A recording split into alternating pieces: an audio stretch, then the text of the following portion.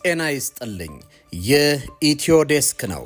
ሰላምታችን በያላችሁበት ይድረስ እያለን በዕለቱ የተሰሙ ዋና ዋና ጉዳዮችን ወደ እናንተ ይዘን ቀርበናል። ቻናላችንን ላይክ፣ ሼር እና ሰብስክራይብ ታደርጉ ዘንድ እየጋበዝን የዕለቱን ዜናዎች አበይት ነጥቦቹን በማስቀደም አሁን እንጀምራለን። አስመራና አዲስ አበባ አደገኛ ካርድ መዘዙ። ኢሳያስ የኦጋዴንን ጥያቄ በማቀጣጠል ለማስገንጠል መርዘኛ እንቅስቃሴ ጀምረዋል። በአንጻሩ ከ4 ኪሎ በኩል ሻዕቢያ እርቃኑንና ባዶ እጁን የሚያስቀር የመጨረሻ ካርድ ተመዞበታል። ሁለቱን ጉዳዮች በዝርዝር እንቃኛለን። ህወሓት የቀበረውን አዲስ መሳሪያ ወጣ። ታንኮችና መድፎች ከተቀበሩበት ሲወጡ የሚያሳይ አዲስ መረጃ ወጥቷል። ባለፈው ሳምንት ለማዕከላዊ መንግስቱ ማስጠንቀቂያ ቢጤ የሰጠው ህወሓት ጠንካራ ወታደራዊ እንቅስቃሴዎችን እያደረገ ነው።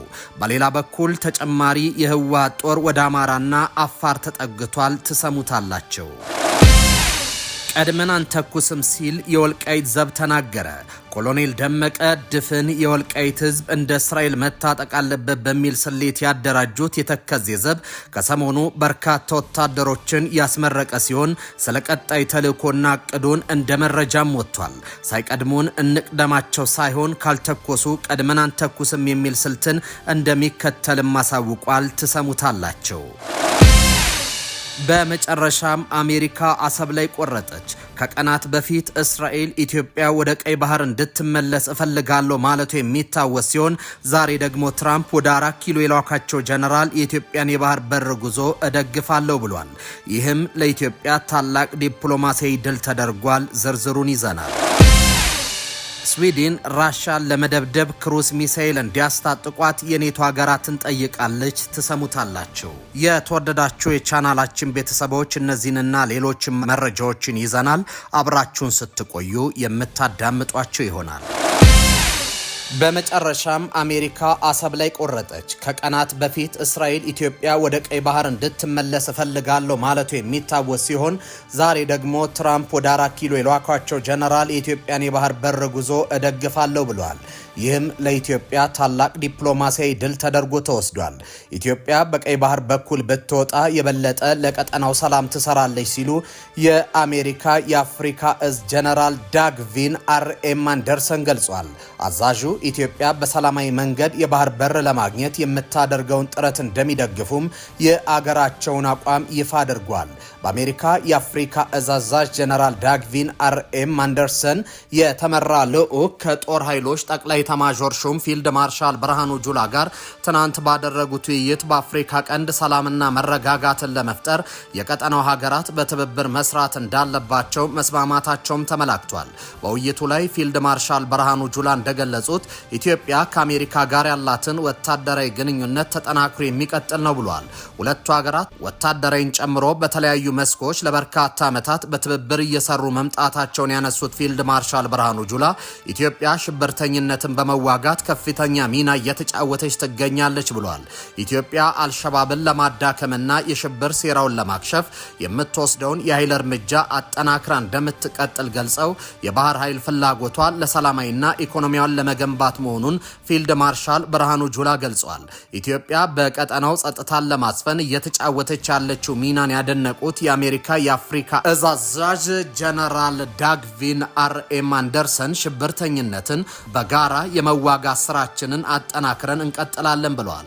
ኢትዮጵያ በሰላማዊ መንገድ የባህር በር ለማግኘት የምታደርገውን ጥረት እንደሚደግፉ የገለጹት የአሜሪካ የአፍሪካ እዝ አዛዡ ኢትዮጵያ በቀይ ባህር ላይ ብትወጣ የበለጠ ለቀጠናው ሰላም ትሰራለች ብለው እንደሚያምኑም ገልጿል።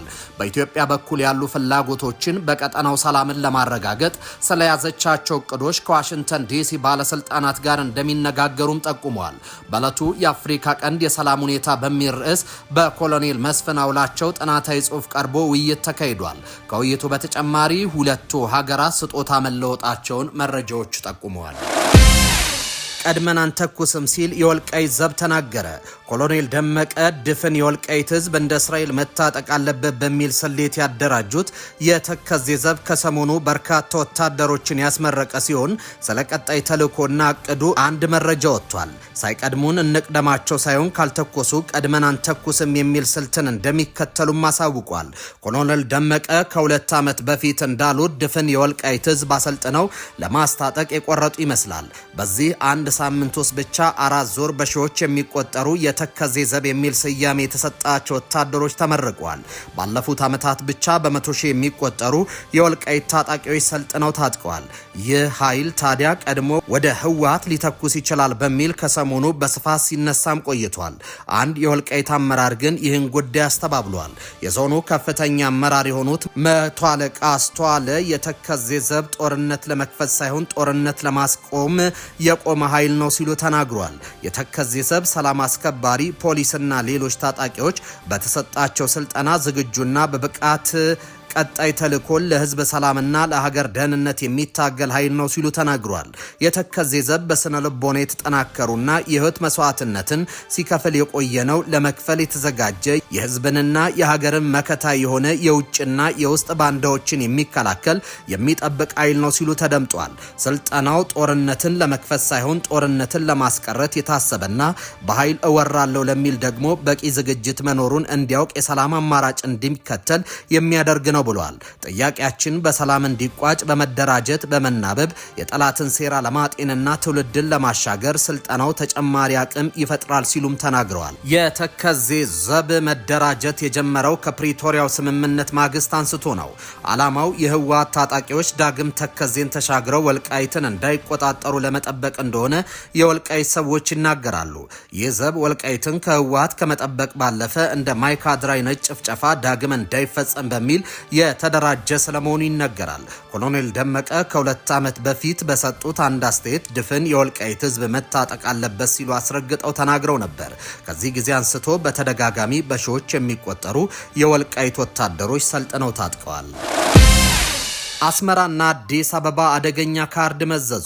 ኢሳያስ የኦጋዴንን ጥያቄ በማቀጣጠል ለማስገንጠል መርዘኛ እንቅስቃሴ ጀምረዋል። በአንጻሩ ከ4 ኪሎ በኩል ሻቢያን እርቃኑንና ባዶ እጁን የሚያስቀር የመጨረሻ ካርድ ተመዞበታል። የመጨረሻዋ ካርድ ተመዛለች። የመጀመሪያውን ጥይት ማን እንደሚተኩሳት ግን አልታወቀም። ተንታኞች ግን በኢትዮጵያ በኩል ለሰላምና ለአብሮነት እንጂ ጥቃትን የመክፈት ዓላማ የለም ሲሉ በማስረዳት ላይ ይገኛሉ። ኢትዮጵያና ኤርትራ አሳዛኝ ሰዓት ላይ ደርሷል። ከሰገባው የተመዘዘው የአሰብ ካርድ ያለ ደም ሊሳካ አይችልም ወደሚል ድምዳሜም አድጓል። ከሰሞኑ ታዲያ ሁለቱ ሀገራት አንዳቸው ላይ ከባድ ካርድም መዘዋል። የኢትዮጵያ የውስጥ ፖለቲካ እንደ እጅ መዳፋቸው ያውቁታል የሚባልላቸው አቶ ኢሳያስ አፈወርቂ ለውክልና ጦርነት የሚረዳቸውን ካርድ መዘዋል ቀጥለዋልም። አሁን ደግሞ ፊታቸውን ወደ ምስራቅ ኢትዮጵያ በማዞር የኦጋዴን ተገንጣይ ጥያቄን ለማቀጣጠል እየሰሩ ነው። ከቀናት በፊት የሻቢያው አፈቀላጤ አቶ የማነ ገብረ መስቀል በኤክስ ገጻቸው ላይ እንዲህ የሚል ጽሑፍ አስፈረው ነበር። ኢትዮጵያ የአፋርን ሕዝብ ማንነት በመጥቀስ በኤርትራ ሉዓላዊ የባህር ዳርቻ ላይ የተፈጥሮ መብት አለኝ ለማለት ትፈልጋለች። የሁለቱ ሀገር ህዝቦች ዝምድና የባህር በርን ለመቆጣጠር በማስደረጃነት ቢወሰድ ኖሮ ኦጋዴን ወደ ሶማሊያ ሊጠቃለል ይችል ነበር ብለዋል። የማነ ይህን መርዘኛና ከፋፋይ መልእክት በገጻቸው ካሰራጩ በኋላ እንደ ኤርትራ ፕሬስ እና ቲኤንኤን ሚዲያ ያሉ የሻቢያ የፕሮፓጋንዳ ልሳናት ኦጋዴን የሶማሊያ ግዛት የሐሰን ሼክ መሐመድ መንግስትም ሆነ የኦጋዴን ዜጎች ጥያቄ ማንሳት አለባቸው የሚሉ ልጥፎችን በስፋት እያሰራጩ ነው። ይህ በእንዲህ እንዳለ በኢትዮጵያ በኩል አስመራው አገዛዝ ላይ ዘመቻ ተከፍቶበታል። ከ20 ዓመታት በፊት ከፍተኛ ደም መፋሰስ የተመዘገበበት የኢትዮ ኤርትራ ጦርነት እንዲያበቃና በኢትዮ ኤርትራ መካከል ዘላቂ ሰላምን ለማምጣት ታስቦም ታህሳስ 3 ቀን 1993 ዓ.ም በአልጄሪያ ዋና ከተማ አልጀርስ የተፈረመው የሰላም ስምምነት እንዲሰረዝ የሚጠይቅ ዘመቻ በኢትዮጵያ ውስጥ እየተቀሰቀሰ መሆኑን ሆርን ፍሪኩዌንሲ ዘግቧል። ይህ ስምምነት በቀድሞ የኢትዮጵያ ጠቅላይ ሚኒስትር መለስ ዜናዊና በኤርትራው ፕሬዝዳንት ፕሬዝዳንት ኢሳያስ አፈወርቂ የድንበር ጦርነትን ለማስቆም የተደረገ ነበር። ይሁን እንጂ ስምምነቱ ተግባራዊ ባለመሆኑና በተለይም በድንበር ጉዳይ ላይ በነበረው አለመግባባት ሳቢያ ውሉ አሁን ላይ የሁለቱን ሀገራት ጥቅም በሚያሳካ መልኩ እየተሰራ አይደለም የሚል አስተያየት እየሰፋ መጥቷል። ኢትዮጵያ የባህር በር ጥያቄን ካነሳች ጊዜ ወዲህ በሁለቱ ሀገራት መካከል የቃላት ምልልስ መጠናከሩን ተከትሎ ኢትዮጵያ ስምምነቱን ሰረዛ አዲስ እና የቀይ ባህር ጉዳይን ያካተተ ድርድር ልታደርግ ይገባል የሚል ዘመቻ እየተስፋፋ መምጣቱን የተገኘው መረጃ ያመለክታል። በሌላ በኩል ኤርትራ ውሳኔው ተግባራዊ እስካልሆነ ድረስ ሰላም አይኖርም የሚል አቋም ይዛ በመቆየቷ ስምምነቱ ለረጅም ዓመታት ያለ ተግባር እንዲቆይ ምክንያት ሆኗል። በመሆኑም ይህ ሰነድ ዓላማውን ባለማሳካቱና ተግባራዊነቱ ለዘለቄታው በመቆሙ ምክንያት የሞተ ሰነድ ተደርጎ መታየት እንዳለበት የፖለቲካ ተንታኞች በተደጋጋሚ ሲገልጹ ቆይቷል። ተንታኞች እንደሚሉት በጠቅላይ ሚኒስትር አብይ አህመድ አስተዳደር በሁለቱ ሀገራት መካከል የተጀመረው አዲስ የሰላምና ወንድማማችነት ምዕራፍ የድሮውን የአልጀርስ ስምምነት በመሰረቱ የተሻገረ ነው። በመሆኑም አዲሱን ግንኙነት በሕግና በፖለቲካ ግልጽነት ለማስቀጠል ሲባል የድሮውን ውል በመሻር አዲስና ሁሉን አቀፍ ድርድር የማካሄድ አስፈላጊነት ላይ ዘመቻው ትኩረት አድርጓል ነው የተባለው። ዘመቻው የኢትዮጵያን ብሔራዊ ጥቅም ከማስጠበቅና ታሪካዊ ይዞታዎችን ከመመለስ አንጻር የአልጀርሱን ስምምነት መሰረዝ ወሳኝ እርምጃ ሲል እየገፋበት ይገኛል። ህወሓት የቀበረው መሳሪያ ወጣ። ታንኮችና መድፎች ከተቀበሩበት ሲወጡ የሚያሳይ አዲስ መረጃ ወጥቷል። ባለፈው ሳምንት ለማዕከላዊ መንግስቱ ማስጠንቀቂያ ቢጤ የሰጠው ህወሓት ጠንካራ ወታደራዊ እንቅስቃሴዎችን እያደረገ ነው። በሌላ በኩል ተጨማሪ የህወሓት ጦር ወደ አማራና አፋር ተጠግቷል። 4 ኪሎና መቀሌ ከጫፍ ደርሷል። የፕሪቶሪያን አምዶች በቁማቸው እየገነደሰ ያለው ህወሓት አሁንም ጸብጫሪ ድርጊቶችን እየፈጸመ ይገኛል። በምርጫ ቦርድ ህጋዊነቱን ያጣው ህወሓት በሰሜን ጦርነት ወቅት ቀብሮ የደበቃቸው መሳሪያዎች ከመሬት ስር ቆፍሮ እያወጣ ነው። እንደ መድፍ፣ ታንክ፣ ዙ23 የመሳሰሉ ከባባድ መሳሪያዎችም በትናንትናው ዕለት ቆፍሮ ሲያወጣም ታይቷል። ይህን ተከትሎ ቡድኑ በቅርቡ ጥቃት ሊከፍት እንደሚችል እየተነገረ ይገኛል። ህወሓት በቅርቡ ጦርነት ሊከፍት ይችላል የሚለው ስጋት ከፍ ያደረገው ደግሞ ከሰሞኑ ተጨማሪ ጦሩን ወደ አፋርና አማራ ማስጠጋቱ ነው። መረጃዎች እንዳመለከቱት ከሆነ በ2 ሳምንት በፊት ወደ አፋር ዘልቆ ጥቃት መክፈቱ የሚታወስ ነው። አሁን ደግሞ ተጨማሪ ጥቃት ለመክፈት ከባባድ መሳሪያዎችና ወታደሮች ወደ አማራና አፋር እያስጠጋ ስለመሆኑ ተዘግቧል። ወደ አማራ ክልል በራያ በኩል ከባድ መሳሪያዎቹን አስጠግቷል የተባለ ሲሆን በዚህም ከመከላከያ ሰራዊቱ ጋር ፍጥጫ ውስጥ ገብቷል። አዲሷ የሰሜን አትላንቲክ ቃል ኪዳን ድርጅት አባል የሆነችው ስዊድን እንደ ሩሲያ ባሉ ስጋት ብላ በፈረጀቻቸው ሀገራት ውስጥ በጥልቀት መምታት የሚችሉ ሩቅ መዳረሻ ክሩዝ ሚሳይሎችን እንደምትፈልግ አሳወቀች። ይህ የሆነው የስዊድን ጦር ኃይሎች ሪፖርት መሰረት ሞስኮ ለሀገሪቱ ቀጥተኛ ስጋት ተደርጋ ትወስዳለች።